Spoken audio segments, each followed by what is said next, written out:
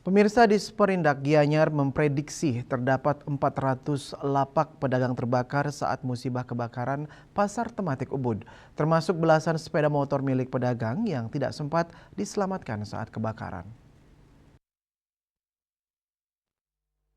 Pemerintah Kabupaten Gianyar sedang mendata semua kerugian, baik kerugian fisik bangunan yang ditangani PUPR dan kerugian material yang dialami pedagang yang ditangani Disperindak.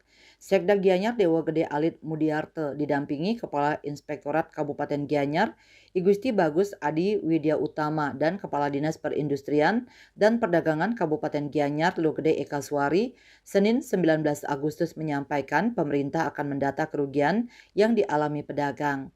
Selanjutnya, data kerugian pedagang ini akan dilaporkan ke pimpinan. Selanjutnya, PJ Bupati yang akan memberikan kebijakan terkait perhatian kepada nasib pedagang yang terdampak kebakaran.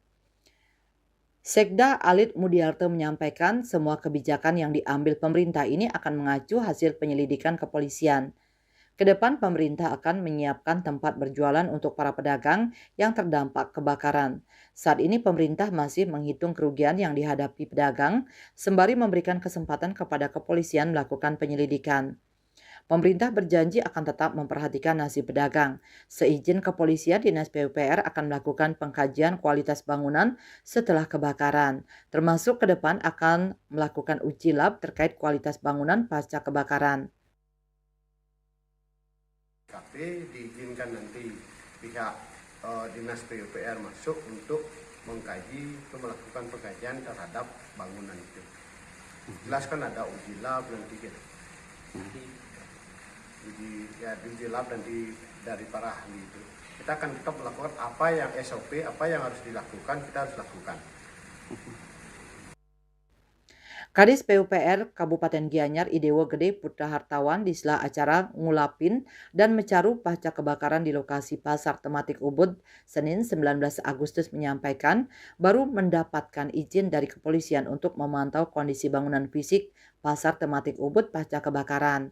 Selanjutnya akan direncanakan pendataan dan SOP yang lain.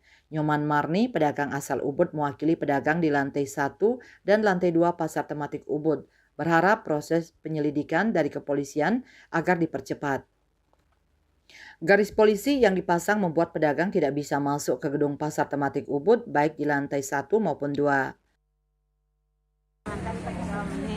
Yang tangani karena yang ditangani korobo. Nah, ini yang tangani yang yang Terus kondisi di dalam kira-kira apa Bu barang-barangnya?